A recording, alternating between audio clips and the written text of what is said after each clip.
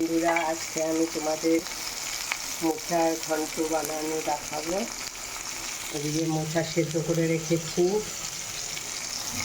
এখানে বড়া ভেজে রেখেছি, ছোলা সেদ্ধ আর আলু ভেজে রেখেছি। আর কড়াইতে দিয়েছি হচ্ছে জিরে, তেজপাতা, আদা বাটা আর টমেটো।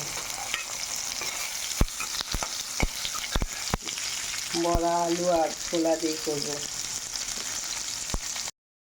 এদিকে ধনের গুঁড়ো, হলুদের গুঁড়ো আর জিরের গুঁড়ো আর লঙ্কা পেস্ট করে রেখেছি। আলুটা ভাজা আলুটাই আবার দিয়ে দিলাম তেলের মধ্যে। এবার মশলাটা দিয়ে দিলাম।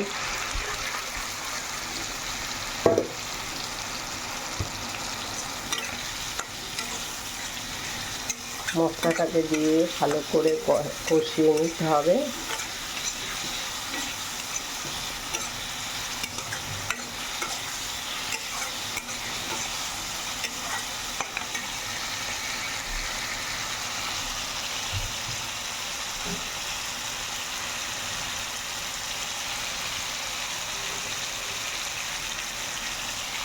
আন্দাজ মতো নুন দিয়ে দিলাম।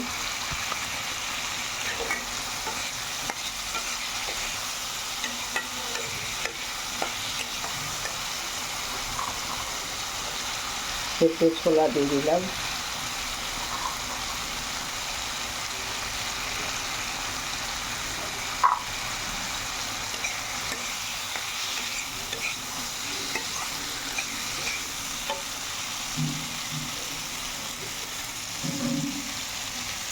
এক হাতে মোবাইল ধরে করি, তাই একটু অসুবিধা হয়, দেরি করে যায়।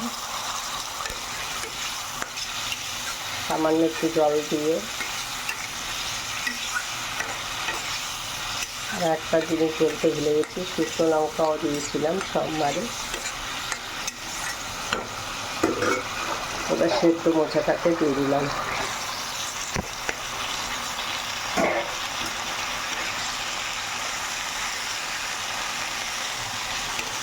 এটা পুরো নিরামিষ, কোনো পেঁয়াজ রসুন কিছু নেই।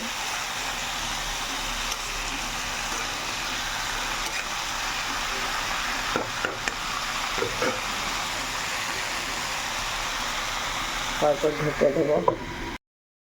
মোচাটা আমার কমপ্লিট হয়ে গেছে। নামাবার আগে মিষ্টি, ঘি আর গরম মশলা দিয়ে নামিয়ে নিলাম। আর একটু যখন হয়ে গেছিলো তখন বড়াটাও দিয়ে দিয়েছিলাম। এই যে ছোলা আর বড়া আলু দিয়ে মোচার ঘন্ট। তোমাদের কেমন লাগলো জানাবে।